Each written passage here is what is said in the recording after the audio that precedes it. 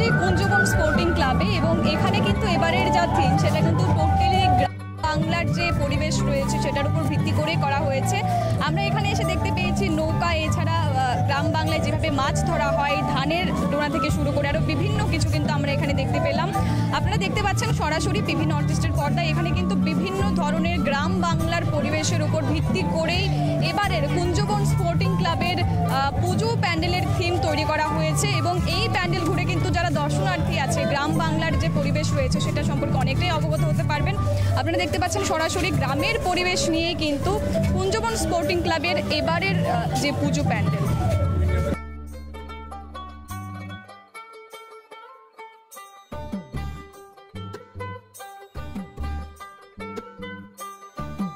অনেককে আমরা দেখতে পাচ্ছি দর্শনার্থী যারা এই পুজো মণ্ডপ ঘুরে বেরিয়ে যাচ্ছেন, তাদের কাছ থেকে আমরা জানার চেষ্টা করব যে এই পুজোর যে থিম রয়েছে গ্রাম বাংলার একটা পরিবেশ এই থিমের মধ্যে পাওয়া যাচ্ছে, গ্রাম বাংলার ছোঁয়া, যেটা কিনা এখন আমরা বলতে পারি একেবারেই হারিয়ে গেছে। সেই হারিয়ে যাওয়া স্মৃতিটুকুকে আবারও সামনে নিয়ে আসা এই পুজো থিমের মাধ্যমে আমরা একটু কথা বলবো।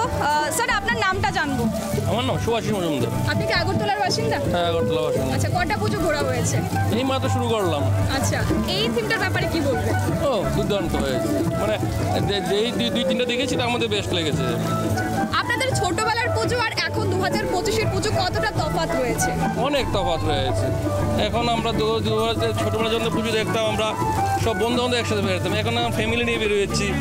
আর এখন তো নো এন্ট্রি পড়ে গেছে না, এখন তো আর সে সব পুজো শহরের মাঝখানে পুজো দেখা যায় না, সেই রাত্রেবেলা 12টা পরে দেখতে পারবো আর কি। এখন তো আমরা সন্ধ্যার সময় তো শহরতলি পুজোগুলি দেখতে হবে আমাদেরকে।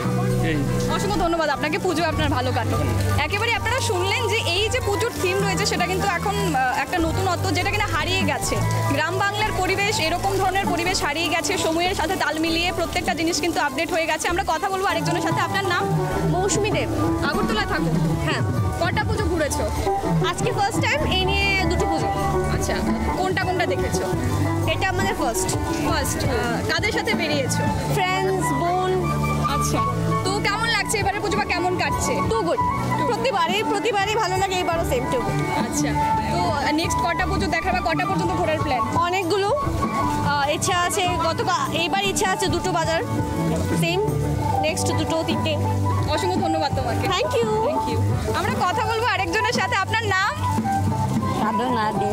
আগরতলার বাসিন্দা? কটা পুজো ঘুরেছেন? হ্যাঁ, কটা পুজো দেখেছেন? এইটার মধ্যেই আছে। আর আচ্ছা, কেমন লেগেছে এই পুজোটা? হ্যাঁ, কেমন লেগেছে? সুন্দর। আমি যদি বলি যে ইয়াং থেকে যারা বয়োজ্যেষ্ঠ আছে প্রত্যেকেই কিন্তু এবারের পুজোটাকে এনজয় করতে পুজো মণ্ডপে এসে পড়েছেন এবং এখানকার যে থিম গ্রাম বাংলার পরিবেশ বা গ্রাম বাংলার পরিবেশের উপর ভিত্তি করে এটাও কিন্তু একটা আলাদাই আকর্ষণ সৃষ্টি করছে দর্শনার্থীদের মনে। অবশ্যই সঙ্গে থাকুন আপনারা, আমরা চলে যাব পরবর্তী অন্য আরেকটি ক্লাবে।